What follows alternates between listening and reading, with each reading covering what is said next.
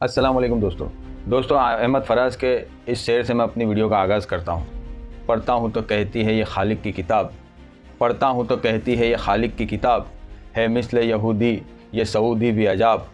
उस कौम के बारे में क्या लिखूँ फराज, काबे की कमाई से जो पीती है शराब, काबे की कमाई से जो पीती है शराब। हिस्ट्री में पहली बार सऊदी अरब मिस यूनिवर्स कंपटीशन 2024 में हिस्सा ले रहा है। मोहम्मद बिन सलमान की हुकूमत में ये सब होना कोई बड़ी बात नहीं है। पहले शराब पर से पाबंदी हटाई और अब पहली बार मिस यूनिवर्स में हिस्सा ले रहा है, जिसमें 27 साल की मॉडल रूमी अल कहतानी सऊदी अरब का प्रतिनिधित्व करेंगी, जिसकी जानकारी अल कहतानी खुद अपने सोशल मीडिया अकाउंट पर दी है। सऊदी के झंडे को लेकर रूमी अल कहतानी स्टेज पर उतरेगी, जिस पर कलमाए तैयबा लिखा होगा। लेकिन मोहम्मद बिन सलमान को कलमे की बेहुरमती नजर नहीं आएगी। लानत है ऐसे हुक्मरानों पर जो खुद अपने दीन का मजाक बना रहा हो। कयामत की निशानियों में से ये भी एक निशानी है कि हर कौम में ऐसे लोग सरदार बन जाएंगे जो उनमें से सबसे ज्यादा कमीने, बद अखलाक और लालची होंगे।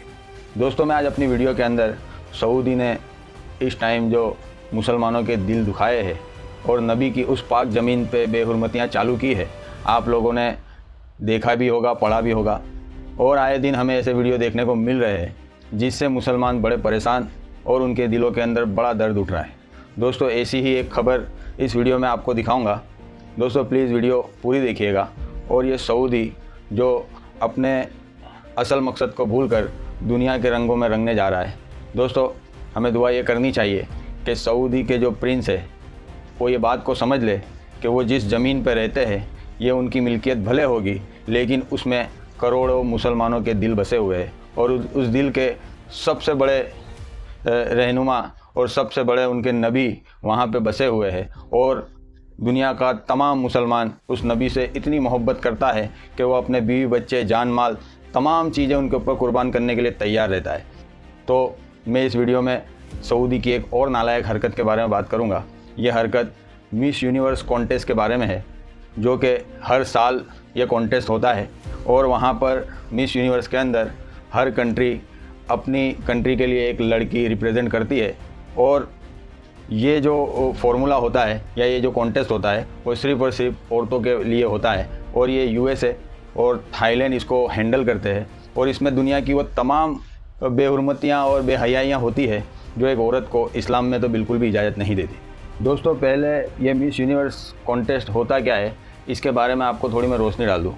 दोस्तों ये मिस यूनिवर्स यूएसए और थाईलैंड के ज़रिए हैंडल किया जाता है। इसमें दुनिया की तमाम कंट्री की औरतों को उसके अंदर पार्टिसिपेट करती है और उस कॉन्टेस्ट के अंदर बेहयाई के सिवा और आपको कुछ नहीं दिखता। उसके बाद जज लोग उनको उनके शरीर और उनके टैलेंट के ऊपर जज कर उनको एक इनाम देती है, यानी मिस यूनिवर्स का खिताब देती है।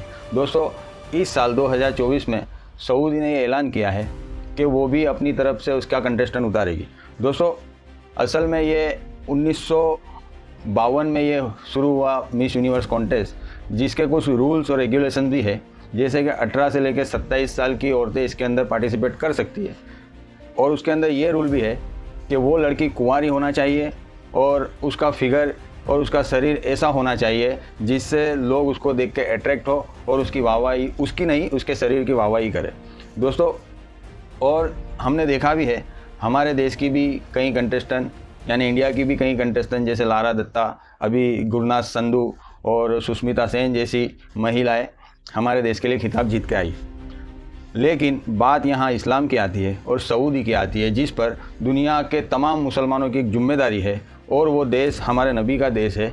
इसलिए वहाँ पर ही अगर ऐसी बेहयाई के काम शुरू हुए तो ये मुसलमानों के लिए बहुत ही अफसोस का मंजर है। दोस्तों इस कॉन्टेस्ट के अंदर औरतों के शरीर के अंदर यानी अंदर की चीज़ें और बाहर की चीज़ें भी दिखाई जाती है। मिसाल के तौर पर औरतों को स्विमिंग कॉस्ट्यूम पहनाया जाता है और अजीब अजीब तरीके के उनको सवाल पूछे जाते हैं, उनको सेक्सुअल सवाल भी पूछे जाते हैं। उसके अलावा उनको बिकनी भी पहनाई जाती है। अब सवाल यहाँ पे ये खड़ा होता है कि जब सऊदी उसका कंटेस्टेंट उतारेगा, उसका नाम है रूमी अल कहतानी, जो कि सऊदी को रिप्रेजेंट करेगी, लेकिन सवाल यहाँ और एतराज़ हमें यहाँ पैदा होता है कि खुदा न खास्ता वो औरत अगर ये मिस यूनिवर्स का खिताब जीत जाती है तो सऊदी अरब के ऊपर जो फ्लैग है जिसके ऊपर ला इलाहा इल्लल्लाह मुहम्मदुर रसूलुल्लाह सल्लल्लाहु अलैहि वसल्लम जो लिखा है, जो उसके फ्लैग के ऊपर, क्या दूसरे देशों की औरतों की तरह सऊदी की औरत भी उस नंगे बदन के ऊपर वो फ्लैग को लटका कर घूमेगी। दोस्तों, सऊदी ने तमाम हदों को पार कर दिया है।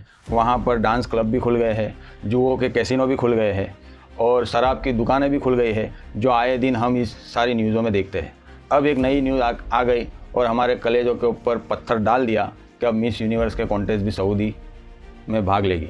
दोस्तों, ये बड़ी अफसोस की बात है कि हमारे इतने बड़े नबी के शहर के लोग अब दुनिया के रंगों में रंग गए हैं। इसीलिए हमें वो मौलाना इसरार अहमद के प्रिडिक्शन याद आते हैं कि सऊदी अब ख़त्म होने की कतार पर है, सऊदी अब बर्बाद हो जाएगा, सऊदी अब नस्तो नाबूद हो जाएगा।